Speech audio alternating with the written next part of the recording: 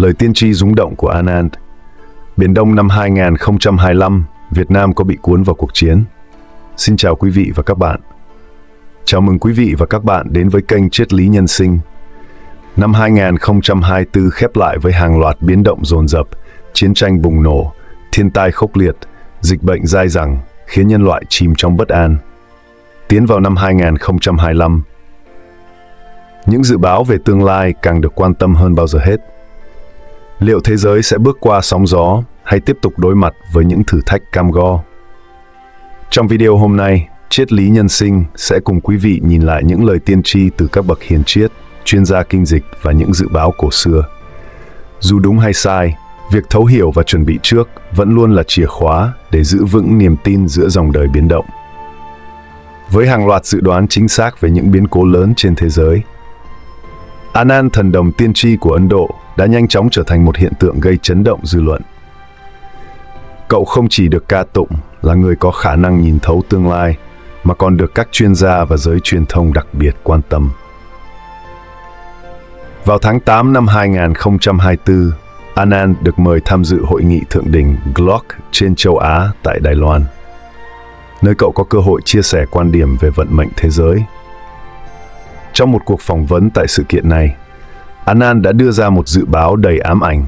Tháng 3 năm 2025 sẽ là thời điểm đánh dấu 3 sự kiện quan trọng có thể làm thay đổi cục diện toàn cầu. Anand bắt đầu bằng nhận định về tình hình thế giới, khẳng định rằng mặc dù năm 2024 có nhiều biến động, nhưng chưa phải là thời điểm của những thảm họa mang tính hủy diệt. Tuy nhiên, năm 2025 lại là một câu chuyện hoàn toàn khác. Theo cậu, thế giới sẽ bước vào một giai đoạn đầy biến cố với 3 sự kiện quan trọng. Thảm họa thiên nhiên khốc liệt. Anand cảnh báo rằng thiên tai sẽ đạt đến mức độ tàn khốc vào năm 2025 với những trận động đất, sóng thần và bão lũ có sức tàn phá chưa từng có.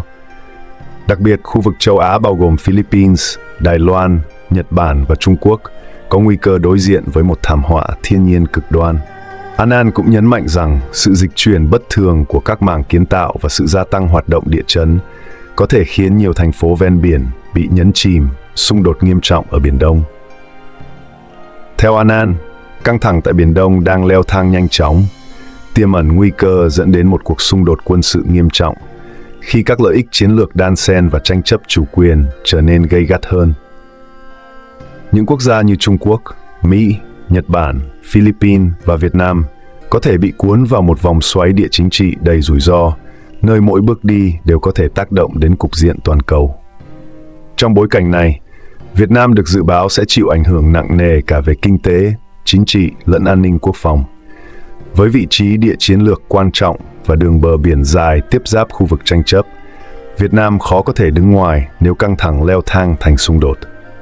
Thách thức đặt ra là vừa phải bảo vệ chủ quyền lãnh thổ, vừa duy trì sự ổn định trong khi các cường quốc không ngừng gia tăng áp lực. Một cuộc xung đột tại Biển Đông, nếu xảy ra, sẽ gây tác động trực tiếp đến nền kinh tế Việt Nam, nhất là khi chuỗi cung ứng hàng hải bị gián đoạn. Các lĩnh vực quan trọng như thương mại, vận tải biển, dầu khí và thủy sản có thể gánh chịu tổn thất nghiêm trọng khi những tuyến hàng hải huyết mạch rơi và thế đối đầu căng thẳng. Về mặt quân sự, Việt Nam có thể phải đối diện với sự gia tăng của các hành động khiêu khích, từ việc đụng độ tàu cá đến những động thái cứng rắn hơn trên thực địa. Điều này đòi hỏi lực lượng quốc phòng phải không ngừng củng cố sức mạnh, vừa để bảo vệ chủ quyền, vừa để tránh bị lôi kéo vào một cuộc đối đầu quy mô lớn vượt ngoài tầm kiểm soát. Không chỉ vậy, tình hình Biển Đông còn có thể làm gia tăng áp lực đối với chính sách đối ngoại của Việt Nam. Khi căng thẳng Mỹ, Trung leo thang trong khu vực, việc giữ vững một chiến lược ngoại giao cân bằng sẽ trở thành bài toán nan giải. Việt Nam cần có những bước đi khéo léo, linh hoạt, nhưng vẫn kiên định trong việc bảo vệ lợi ích quốc gia, để vừa đảm bảo an ninh, vừa duy trì sự ổn định và phát triển bền vững. Anand nhấn mạnh rằng, diễn biến tại Biển Đông không chỉ quyết định tương lai khu vực, mà còn có thể làm thay đổi toàn bộ cán cân quyền lực trên thế giới. Những gì xảy ra tại đây có thể kéo theo sự dịch chuyển chiến lược của các cường quốc, định hình lại trật tự toàn cầu trong những năm tới. Nguy cơ diệt chủng, Đây là cảnh báo nghiêm trọng nhất trong dự báo của Anand. Cậu không đưa ra một mô tả cụ thể, nhưng ám chỉ rằng nhân loại có thể đối mặt với một mối đe dọa mang tính sống còn. Một số giả thuyết đặt ra bao gồm chiến tranh hạt nhân, đại dịch toàn cầu mới, hoặc một sự kiện thiên văn có thể đe dọa sự tồn vong của nhân loại. Anand cảnh báo rằng sự bất ổn này có thể kéo dài trong nhiều năm, đẩy thế giới vào một giai đoạn khủng hoảng chưa từng có. Luận đàm về quẻ khảm năm 2025, dự báo tai họa từ kinh dịch. Chuyên gia kinh dịch nổi tiếng Hồng Kông, ông Sâm Nhật Phi, khi xem quẻ khảm đã nhận định rằng năm 2025 sẽ là một năm đầy tai họa. Theo ông, quẻ hạ của quẻ khảm gồm 3 hào. Tất cả đều có liên quan đến động đất. Điều này báo hiệu rằng thảm họa địa chấn có thể xảy ra liên tiếp trong 3 năm, kéo dài đến tận năm 2028 mới có thể ổn định. Đáng chú ý, ông Sâm cũng chỉ ra một mốc thời gian cụ thể. Vào lúc 5 giờ 35 phút sáng ngày 5 tháng 7 năm 2025, thế giới có thể đối mặt với một trận động đất và sóng thần kinh hoàng. Trước viễn cảnh đó, ông khuyên mọi người nên chuẩn bị sẵn sàng, cả về vật chất lẫn tinh thần. Ông Sâm Nhật Phi đánh giá cao những tiên đoán của Anand, đồng thời cho biết cậu dựa trên chiêm tinh học Ấn Độ để đưa ra các dự báo của mình. Ông cũng chia sẻ thêm rằng, chiêm tinh học có 4 trường phái lớn: chiêm tinh học phương Tây, chiêm tinh học Ấn Độ, chiêm tinh học Trung Quốc, chiêm tinh học Ai Cập cổ đại. Ông Sâm cho biết, bản thân từng giao lưu với các nhà chiêm tinh học Ai Cập và nhận thấy rằng chiêm tinh học Ai Cập có nhiều điểm đặc biệt và đáng để nghiên cứu sâu hơn. Về độ chính xác của Anand, ông Sâm nhận định rằng cậu đã đưa ra 15 lời tiên tri và có đến 12 trong số đó đã ứng nghiệm, khiến nhiều người tin tưởng vào khả năng dự đoán của cậu. Theo chiêm tinh học Ấn Độ, năm 2025 sẽ chứng kiến sự hội tụ của sao Mộc và sao Thổ, một hiện tượng thiên văn quan trọng, có thể báo hiệu những biến động lớn trên thế giới. Anand cũng nhấn mạnh rằng mùa thu năm 2024 sẽ chứng kiến nhiều sự kiện quan trọng. Năm 2025 được xem là một năm đại hung, đầy biến động và không may mắn. Trung Quốc, Pakistan và Ấn Độ có thể đối mặt với những biến cố nghiêm trọng. Tiên tri của Vanga dự báo về thế giới sau 2025. Không chỉ riêng thần đồng tiên tri Ấn Độ Anand, bà Vanga, nhà tiên tri huyền thoại của Bangari, cũng đã để lại những dự báo gây chấn động về tương lai nhân loại. Dù bà đã qua đời từ năm 1996, nhưng những lời tiên tri của bà vẫn tiếp tục thế giới sửng sốt, khi nhiều sự kiện lớn đã xảy ra đúng như những gì bà từng tiên đoán. Theo thống kê, khoảng 85% những dự báo của Vanga đã trở thành hiện thực, bao gồm sự sụp đổ của Liên Xô, một biến động chính trị toàn cầu đã tái định hình phục diện thế giới, thảm họa hạt nhân Chernobyl năm 1986, sự cố hạt nhân tồi tệ nhất lịch sử nhân loại, đại dịch COVID-19, một cuộc khủng hoảng toàn cầu mà bà từng cảnh báo về sự xuất hiện của một loại virus chết người. Trong những dự báo của mình, bà Vanga từng cảnh báo rằng năm 2025 sẽ đánh dấu một bước ngoặt quan trọng của thế giới, mở ra một thời kỳ hỗn loạn kéo dài. Theo bà, đây không chỉ là sự khởi đầu của một giai đoạn mới, mà còn là sự kết thúc của trật tự cũ, nơi mà các quốc gia, nền kinh tế và thậm chí là xã hội loài người sẽ trải qua những biến đổi sâu sắc. Đặc biệt, châu Âu sẽ đối mặt với một thảm họa nghiêm trọng trong năm 2025, khiến dân số khu vực này sụt giảm đáng kể. Mặc dù Vanga không nói rõ nguyên nhân, nhưng dựa trên những biến động toàn cầu hiện nay, có thể giả thuyết rằng một cuộc chiến tranh quy mô lớn, sự leo thang căng thẳng giữa các cường quốc, đặc biệt là cuộc xung đột ở châu Âu, có thể châm ngòi cho một cuộc chiến có sức tàn phá khủng khiếp. Thảm họa thiên nhiên, biến đổi khí hậu đang gây ra ngày càng nhiều thảm họa nghiêm trọng, từ lũ lụt, động đất đến sóng thần, và khả năng một thảm họa tầm cỡ có thể xảy ra không thể loại trừ. Dịch bệnh chết người. Đại dịch COVID-19 chỉ là một lời cảnh báo. Nếu một loại virus mới xuất hiện, với khả năng lây lan nhanh hơn và nguy hiểm hơn, nó có thể gây ra một cuộc khủng hoảng nhân khẩu học trầm trọng. Bà Vanga cũng từng nói rằng, một quốc gia hùng mạnh sẽ suy yếu hoặc sụp đổ sau năm 2025. Nhiều người cho rằng, đây có thể là lời cảnh báo dành cho một siêu cường như Mỹ, châu Âu hoặc thậm chí Trung Quốc. Khi mà các vấn đề nội bộ, chiến tranh hoặc khủng hoảng kinh tế có thể đẩy họ đến bờ vực khủng hoảng. Dù những dự báo của Baba Vanga mang màu sắc u ám, nhưng chúng cũng là một lời cảnh tỉnh cho nhân loại. Những gì diễn ra trong năm 2025 có thể là tiền đề cho những biến động lớn sau đó. Định hình tương lai của thế giới trong nhiều thập kỷ tiếp theo. Các chuyên gia cũng nhận định rằng chúng ta đang bước vào một kỷ nguyên mới đầy bất ổn, nơi mà những gì từng được coi là chắc chắn có thể bị đảo lộn chỉ sau một đêm. Liệu những tiên đoán này có trở thành hiện thực? Chỉ có thời gian mới có thể trả lời. Nhưng một điều chắc chắn là thế giới sau năm 2025 sẽ không còn như trước nữa. Những dự đoán từ các nhà tiên tri nổi tiếng như Anand, Baba Vanga hay từ kinh dịch đều vẽ nên một bức tranh đầy u ám về năm 2025. Tuy nhiên, liệu những tiên tri này có trở thành sự thật hay không vẫn còn là một ẩn số. Chúng ta có thể làm gì để chuẩn bị và ứng phó? Liệu nhân loại có thể tránh được những thảm họa đã được tiên đoán, hay sẽ phải đối diện với một năm đầy biến động như những gì đã được cảnh báo? Luận tiên tri của họa sĩ tranh hoạt họa Nhật Bản Ryo Tatsuki. Gần đây, một cái tên mới xuất hiện trong giới tiên tri và nhanh chóng thu hút sự chú ý. Họa sĩ tranh hoạt họa Nhật Bản Ryo Tatsuki bắt đầu vẽ tranh từ năm 1996. Cô không chỉ được biết đến với tài năng hội họa, mà còn vì những giấc mơ kỳ lạ. Mà theo cô, đó là những linh cảm tiên tri về tương lai.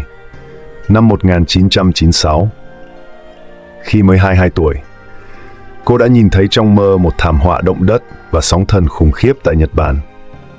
15 năm sau, tức vào ngày 11 tháng 3 năm 2011, thảm họa động đất sóng thần thực sự xảy ra ở Fukushima.